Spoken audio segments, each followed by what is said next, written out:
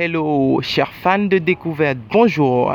Comment allez-vous? J'espère que vous allez bien chez vous. Alors aujourd'hui, nous allons découvrir un monsieur qui a encore un talent exceptionnel, un monsieur qui lui a conçu ce pain.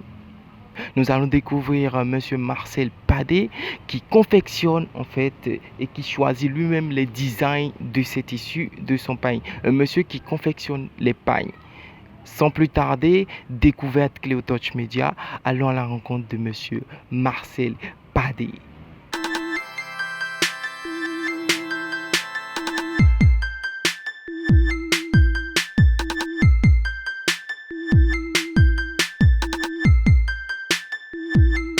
Alors monsieur, si vous pouvez d'abord commencer par vous présenter et là on va voir le reste.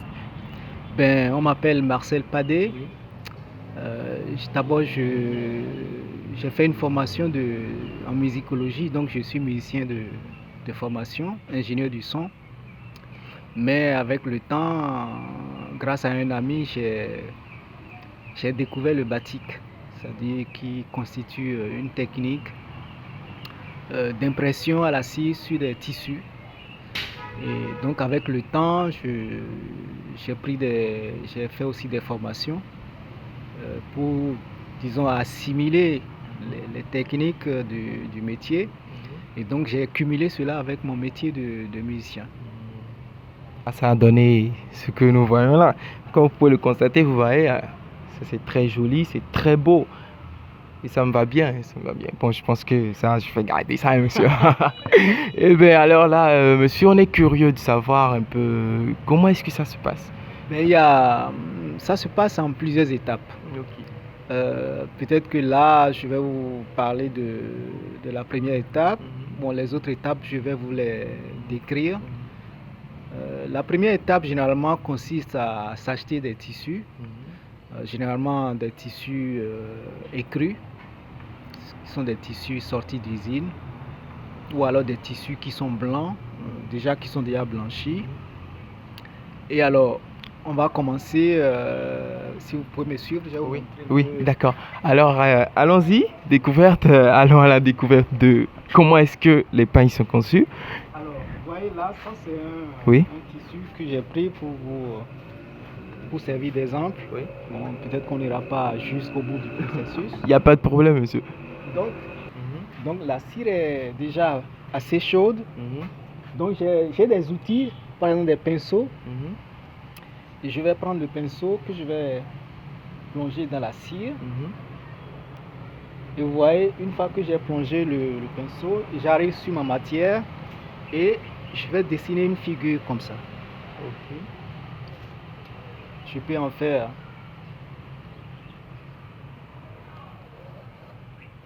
là, je fais ça.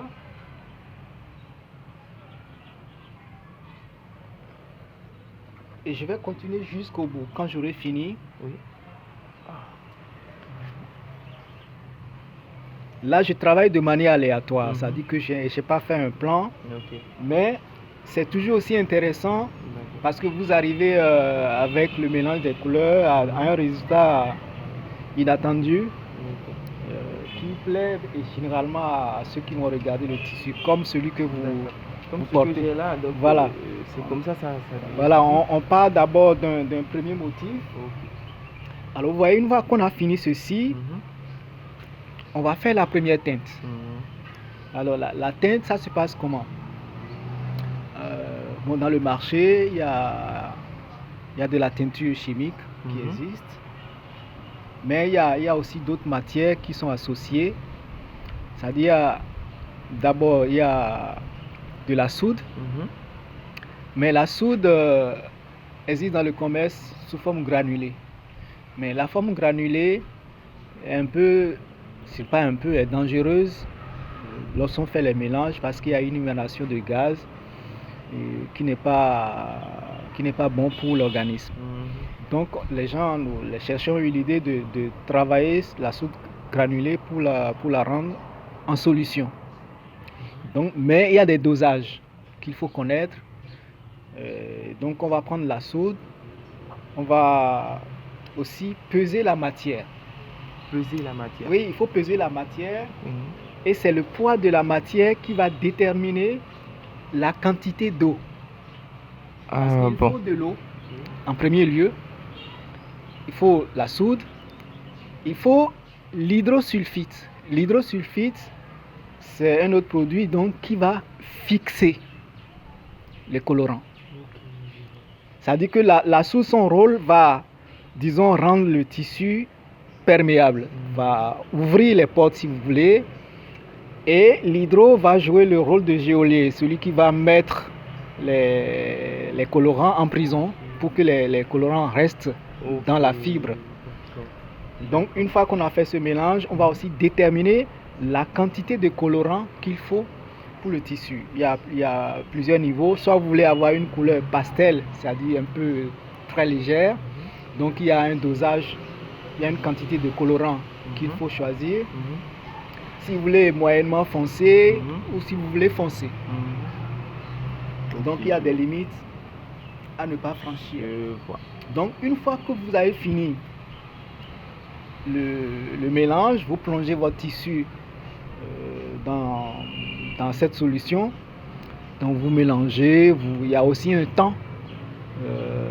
Et on voit, c'est-à-dire quand vous travaillez la matière, dès que tous les colorants sont fixés, cela se voit dans la nature du résidu, du liquide, dans le bain, comme on dit.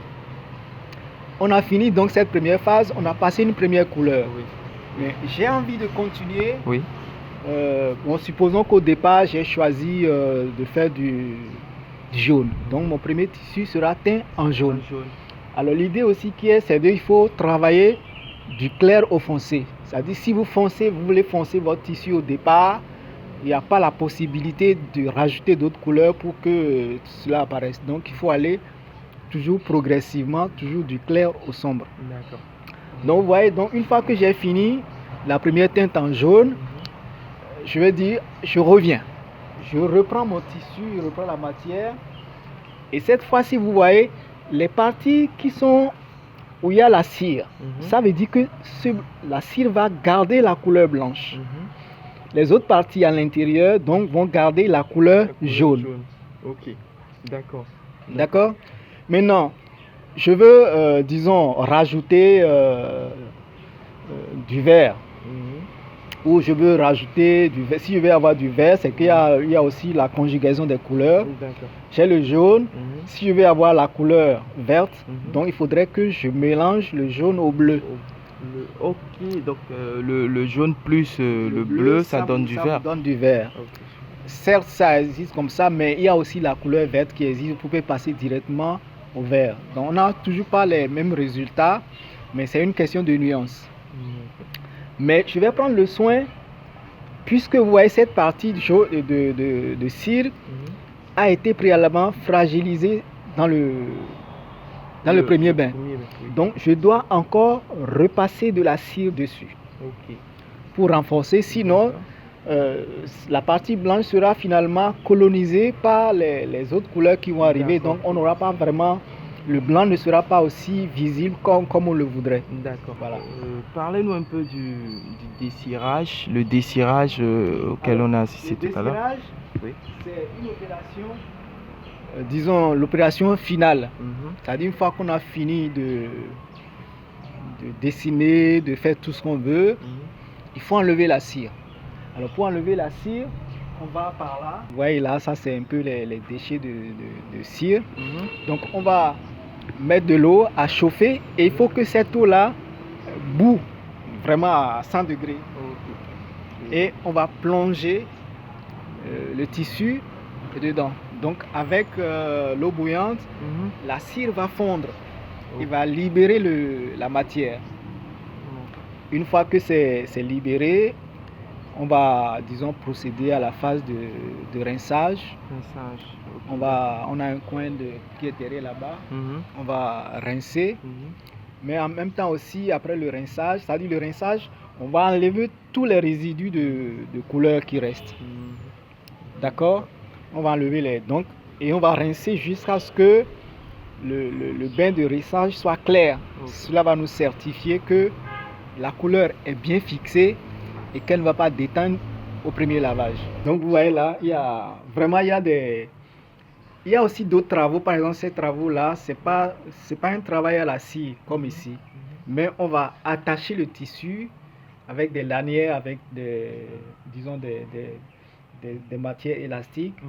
Donc vous voyez là, voyez ce tissu par exemple, il était blanc au départ, mais on l'a d'abord teint en jaune. Ensuite, on l'a attaché et on l'a plongé dans un autre bain. Si quelqu'un aimerait vous contacter pour pouvoir s'octroyer ces jolis tissus, est-ce que vous avez des canaux où ils pourront vous joindre On peut me trouver sur Facebook. J'ai aussi une page textile, c'est-à-dire on peut m'écrire sur ma page textile ou on peut directement m'écrire sur mon mur Facebook, Marcel Padé. Donc attention, Marcel Padé, c'est P-A-D-E-Y. N'écrivez pas avec un K, sinon vous ne me trouverez pas. Ok, d'accord. Il y a le numéro de téléphone aussi, c'est le 229 95 42 89 00. Ok, d'accord. Alors, mesdames et messieurs, disons que nous sommes à la fin de l'émission découverte par rapport à la conception de paille chez monsieur Marcel Padé. Donc nous vous disons à la prochaine, et si vous avez aimé la vidéo, n'oubliez pas de liker et de partager et d'encourager, car ces gens ont vivement besoin de ça et c'est des trucs à encourager, c'est des talents africains qu'on doit promouvoir au-delà des frontières. Donc voilà, Cléotouch Média Découverte. À la prochaine et n'oubliez pas de vous abonner à notre page Facebook et à notre chaîne YouTube Cléotouch Média. Alors monsieur Marcel Padé, alors pour le bonus, nous irons maintenant à la découverte des toiles de monsieur Marcel Padé.